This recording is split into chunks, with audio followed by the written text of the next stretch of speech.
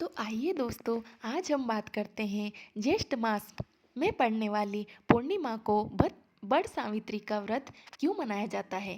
इस वट सावित्री व्रत के पीछे का रहस्य क्या है। तो आइए हम वट सावित्री व्रत की कथा के माध्यम से इस व्रत को विस्तार में समझते एवं सुनते हैं।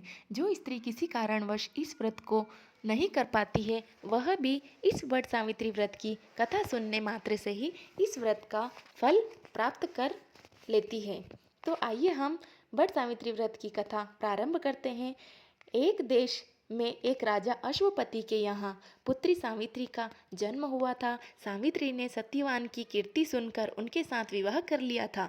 जब यह बात नारद जी को मालूम हुई तो वे राजा अश्वपति से जाकर बोले, हे राजन, आपने भारी भूल की है। सत्यवान गुण संपन्न व धर्मात्मा तो अवश्य है, लेकिन वह अल्पायु है। केवल 1 वर्ष बाद ही उसकी मृत्यु हो जाएगी। नारद जी की यह बात सुनकर राजा अश्वपति उदास हो गए एवं विचार करके सारी बात अपनी पुत्री सावित्री को कह सुनाई। सावित्री ने नारद जी से सत्यवान की मृत्यु का समय पता कर लिया और सावित्री के सास ससुर नेत्रहीन थे।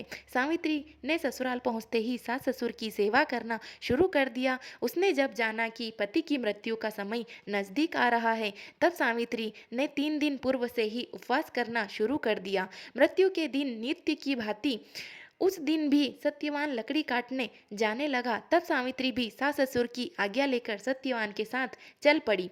सावित्री जंगल में जाकर लकड़ी काटने लगी और सत्यवान एक पेड़ की छांव में सो गया।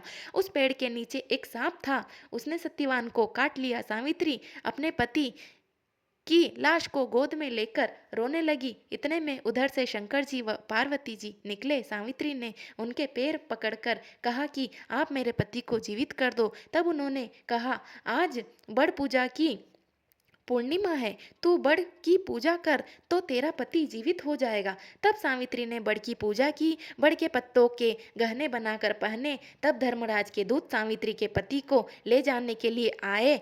उसको देवी विधान सुनाया, परंतु उसकी निष्ठा और प्रति प्रेम को देखकर उन्होंने सावित्री को वर मांगने को कहा। सावित्री बोली, मेरे सास ससुर वनवासी व अंधे हैं, उन्हें आप दिव्य ज्योति प्रदान करें। यमराज ने तथास्तु कहा और सावित्री से घर लौट जाने को कहने लगे। यमराज की बात सुनकर सावित्री ने कहा, मुझे अपने पतिदेव के पीछे पीछे चलने में कोई तकलीफ नहीं है, यह मेरा कर्तव्य है। यह सुनकर यमराज ने और वह मांगने को कहा। सावित्री बोली, मेरे ससुर का राज्य छीन गया है, वह उन्हें पुनः प्राप्त हो। यमराज ने यह वर भी सावित्री को दे दिया।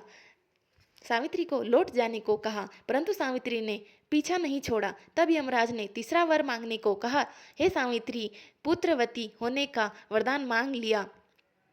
यमराज ने 200 पुत्र होने का वचन दिया। सावित्री फिर से पीछे पीछे चलने लगी तो यमराज बोले, अब क्या चाहती हो। सावित्री बोली, मुझे पुत्रवती होने का वचन देकर आप मेरे पति को तो ले जा रहे हो। तब यमराज को अपनी भूल ज्ञात हुई तथा यमराज ने सत्यवान के प्राण वापस कर दिए। सावित्री उस बड़ के पेड़ के पास आई जहां उसने पति का मृत शरीर पड़ा रखा था, जिसमें जीवन का संचार हुआ और सत्यवान उठकर बैठ गया तथा माता पिता को भी दिव्य ज्योति वाला फल प्राप्त हुआ। इस प्रकार सावित्री सत्यवान चिरकाल तक राज्य सुख को भोगते रहे एवं सावित्री को इस वट सावित्री व्रत के करने से अत्यंत लाभ मिला।